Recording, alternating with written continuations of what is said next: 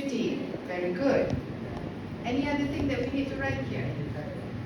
Replace. Replace equal to false without replacement. Okay, what if I want to do with replacement? True. Okay, what is the difference between the two? There might be some repetition in this one. Okay? Because with replacement is that once you take it out and then you can put it back and then you can select it again. I'm not sure whether we can see any numbers, repeated numbers here. Number 20 here. It's been repeated at least twice. 20, 20.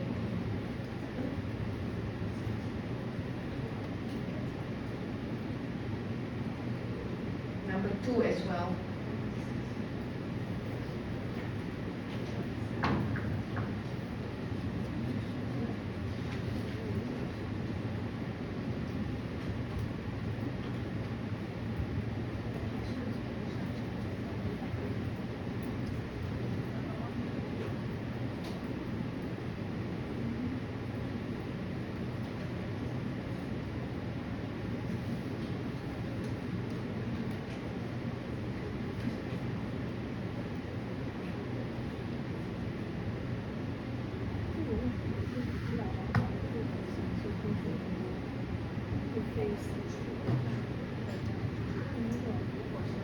Okay, I need to quickly go for the next subtopic here.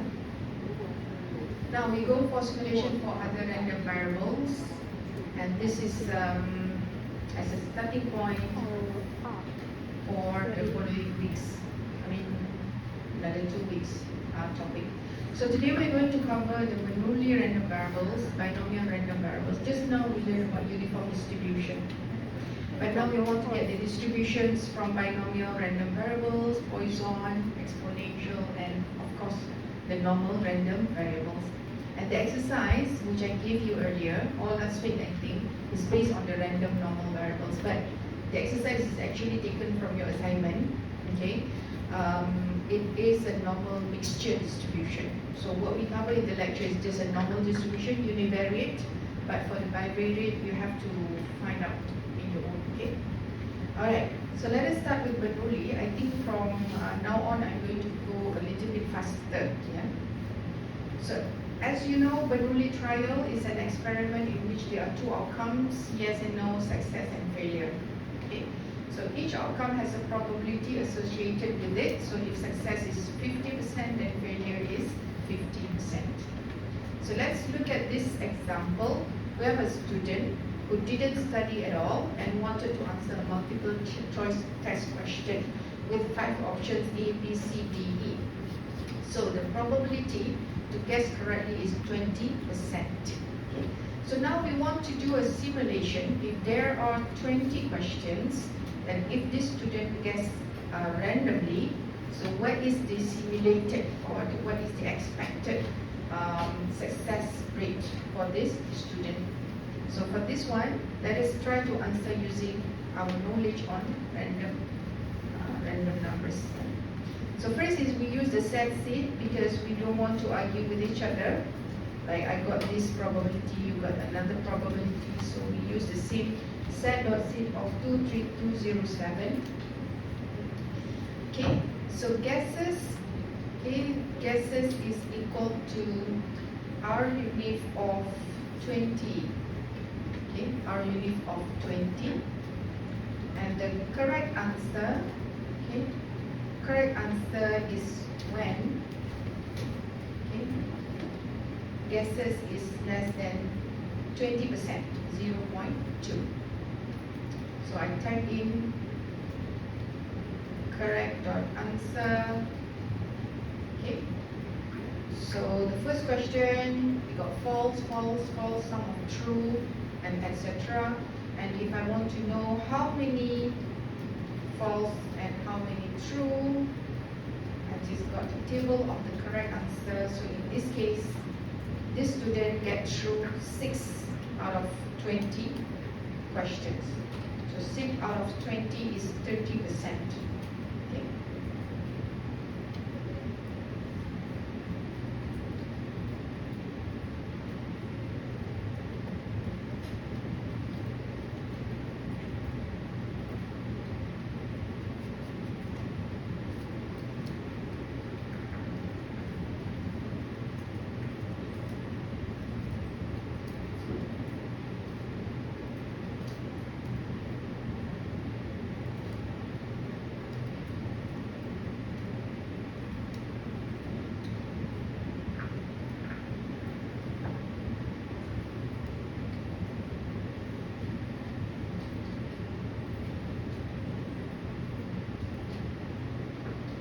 so first I want to recap. There are 20 questions. So first is we create a random numbers of 20. And if, because success means 20% of the time. Okay?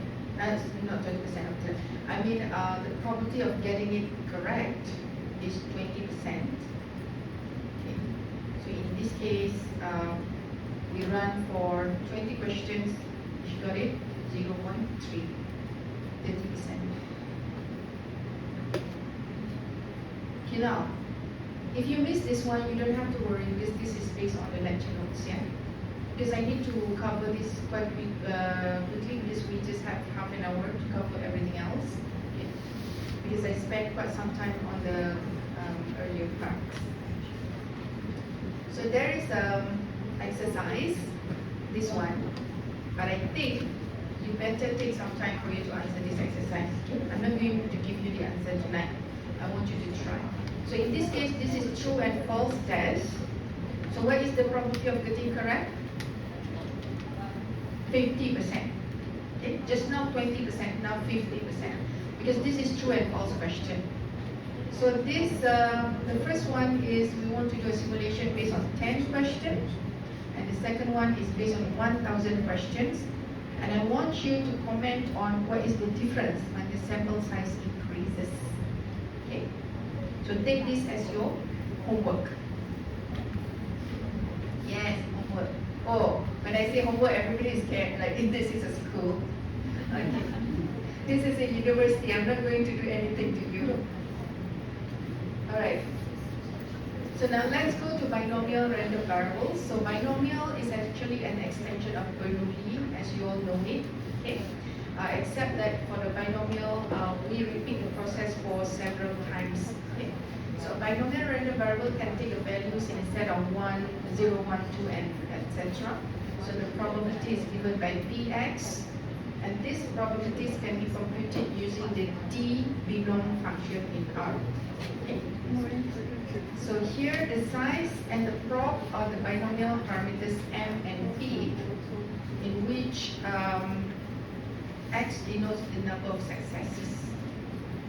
Okay, let's look at this one. I think, okay, the example here is we want to compute the probability of getting 4 heads in 6 tosses of a fair coin. So we have a coin. So the probability of getting head is 50%. Okay, 1/2. And we toss this coin 6 times. 1, 2, 3, 4, 5, 6. And the probability of getting 4 heads in 6 times of tosses is given by this one. Okay. So d binom of, we can type in x equal to 6, and then what else? D binom size, yeah, size equal to 4, size equal to x equal to 4, size equal to 6, and prob equal to 0.5. And the probability is given by 0.23. So this is if you want to have Px equal to 4.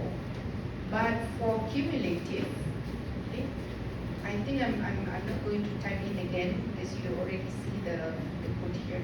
Okay. So this is when Px is exactly equal to 4. But in the case where you have Px is less than or equal to 4, then we should use the cumulative probability. And the cumulative probability is given by P binom. Okay? When you have Px equal to, you have D binom, and for cumulative is P binom. Okay, and the other one is Q binom, okay, I just call it whatever it is.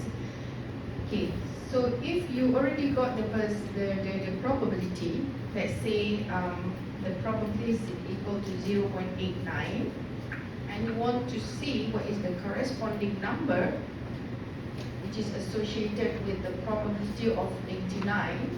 Okay, so Px less than a certain value is equal to 0.89.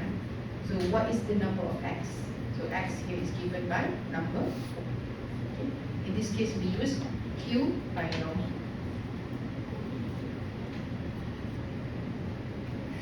Okay, so this is the part that we want to focus on, the R binom. Okay, so in order for you to generate binomial pseudo-random numbers, we use R binom. So we have to set the we have to define these three parameters: n, which is how many numbers do you want, and the size, the number of trials, and also the probability. Let's see this example. Suppose that there is a 10% of the vacuum tubes produced by a machine are defective. So the probability here is equal to 0.1. And then suppose that 15 tubes are produced each hour. So every hour, 15 tubes are produced. So the size is equal to 15. And each tube is independent of all other tubes. This is a required assumption if you want to use a binomial distribution. So this process is judged to be out of control when more than 4 defective tubes are produced in any single hours. So what we want to do is we want to simulate the number of defective tubes produced by the machine for each hour over a 24-hour period. So the number of trials here is 24 because we observe it in each hour and we observe it for 24 hours. So the trial is 24, the probability is 10% or 0.1. And then we want to determine if any process should be judged as out of control. And for this one, we use the R binom function. And R binom of 24 and the size of 15 with the probability of 0.1.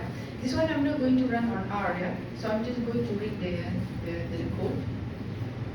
So during the first hour, the number of defective is 2, during the second hour is also 2, and so on. There's some hours in which there's no defective at all. Okay? So the process is said to be out of control if the defective is more than, I think the question says more than 4. Okay? More than 4, so there is some mistake here. So you can change any defective more than 4. But the answer should be the same, yeah? Because we can see that the largest or the highest defective is 3, and there's no defective of 4 in this case. So it says it's false. So we can say that over the 24 hours period, none of the process is actually going out of control.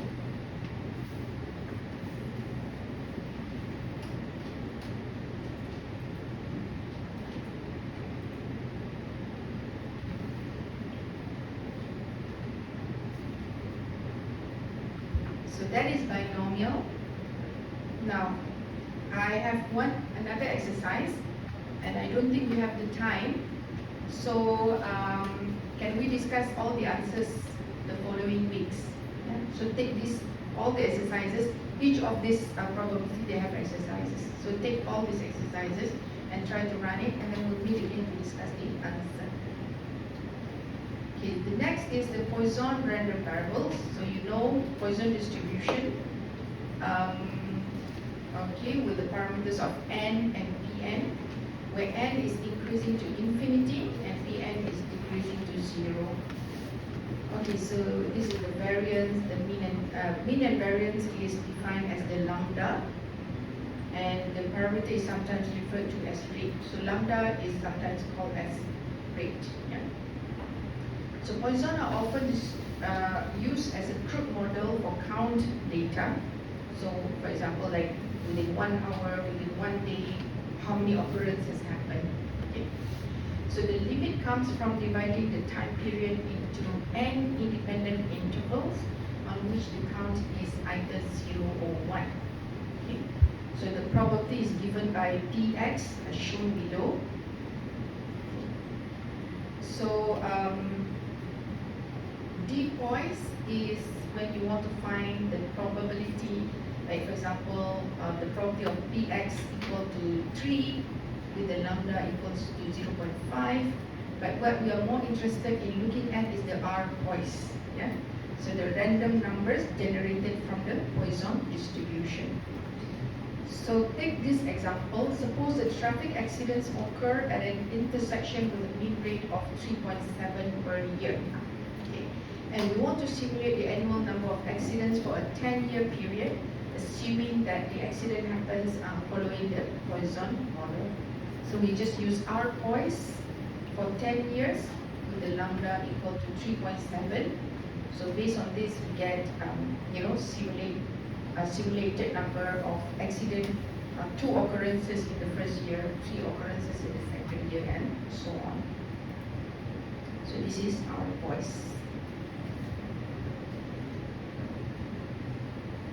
Now let's talk about Poisson process. So this is a little bit different from just generating the random numbers from the Poisson distribution.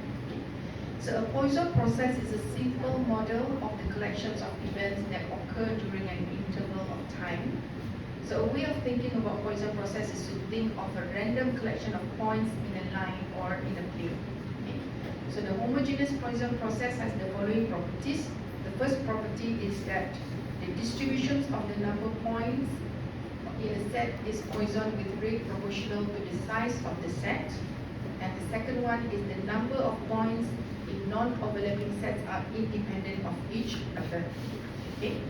So for a Poisson process with a rate of lambda and the number of points within the interval 0 to t is a Poisson distributed with a mean given by lambda times t. So how do you want to simulate the Poisson process?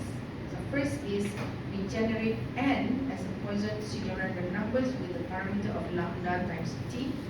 And then we generate n independent uniform pseudorandom numbers on the interval of 0 until t. So let's see how this is done. Okay. So for the Poisson process, we want to simulate points of a homogeneous Poisson process with a rate of 1.5 on the interval of 0 and 10.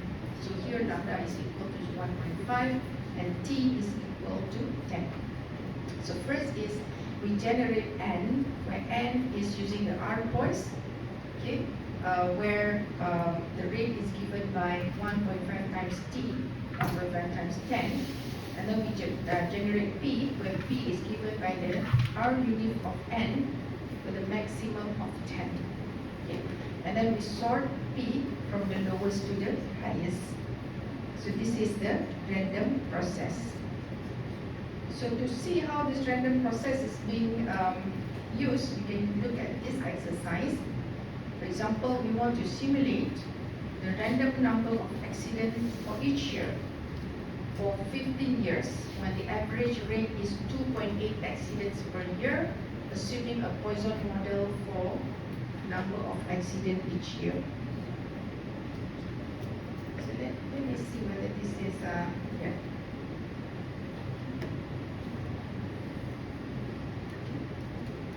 I think this is not Poisson process, yeah. So I didn't give any exercise on the Poisson process. Let me see if I can add one later on. Okay, so there's no example on the Poisson process, but I will add. This exercise is based on the Poisson distribution. Again, take this as a homework. Okay? Then we'll meet again and then we'll discuss about this.